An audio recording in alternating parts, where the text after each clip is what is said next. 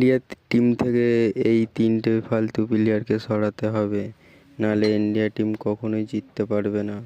দেখতেই পাচ্ছেন তো সিরিজটা কীরকম করে হেরে যাবে। তো এইসব টি-20 ম্যাচে হেরে যাচ্ছে, ভাবুন 2027 বিশ্বকাপে এই টিম ইন্ডিয়া কী করবে। ওখানে ভালো ভালো প্লেয়ার এবং ভালো ভালো টিম থাকবে। তাই আমি বলছি এই তিনটে প্লেয়ারকে ইন্ডিয়াকে সরাতেই হবে, তারপরে ইন্ডিয়া টিম একটা ভালো টিমে পরিণত হবে। হ্যাঁ, তোমরা ঠিকই শুনেছ, এই তিন প্লেয়ারের নাম আমি বলে দিচ্ছি। প্রথম প্লেয়ার হলো শুভমান গিল।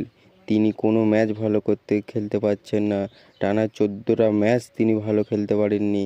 ওকে জোর করে ওপেনার নামানো হচ্ছে। হ্যাঁ, মানছি তোমার ভালো লেগেছে তুমি নামাচ্ছ, কিন্তু সে কি খেলতে পারছে? সে তো খেলতে পারছে না।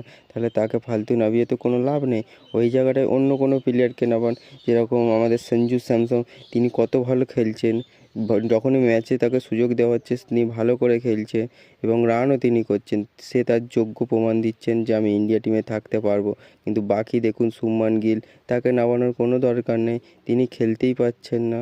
সেখানে সঞ্জু স্যামসনকে নামানো দরকার। সেকেন্ড যেই প্লেয়ারটি হলো সূর্যকুমার যাদব।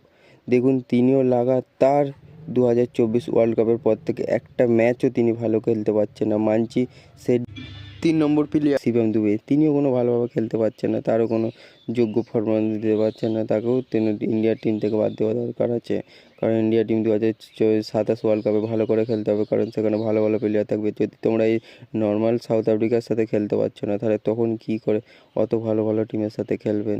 যদি চ্যানেলে নতুন হয়ে থাকো লাইক শেয়ার সাবস্ক্রাইব করে দেবে।